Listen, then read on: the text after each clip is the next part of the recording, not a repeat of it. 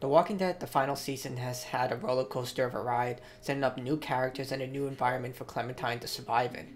With the first episode, Clementine and AJ were in a brand new group, and in episode 2, Clementine takes charge. Episode 3, Broken Toys, is one of the most emotional episodes in the series, providing more touching connections between the characters as they put their faith into one another for what is a suicide mission.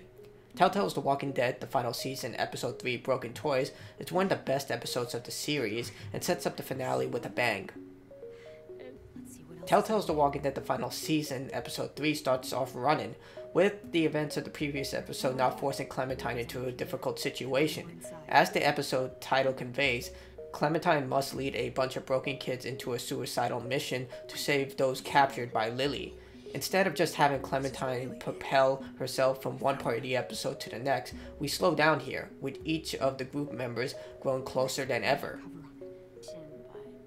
The entire group knows they're heading into, but chooses to handle it like kids, throwing a party and connecting with one another in more profound ways, each one sharing their own intentions and even why they were sent to the school of troubled youth. These connections between Clementine and the kids was never done correctly in the previous episodes, so when one of them died, it wasn't really heartfelt. Episode 3 changes this by providing them with context about who they are, what they lost, and how much each one of them means to one another. They're more than just friends, they're family. What the developers have thankfully done is reduce the number of quick-time events and combat situations. You still have to sneak and kill walkers, but it has a much more dynamic effect on the story. Clementine's motherly duties are still active when in combat, and AJ will learn based on the actions Clementine takes.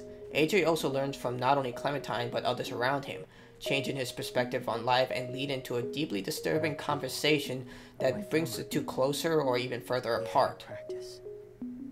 The only serious problem in the episode is that the same issues from past episodes are still present here. You can't have more than one save slot and must replay the entire episode if you want to see different outcomes or change a past decision. Another issue is that the player cannot skip dialogue, a welcome and mandatory inclusion within other narrative games like Life is Strange. Since you have to replay the entire episode to change decisions, having the option to skip dialogue would have been a prudent inclusion.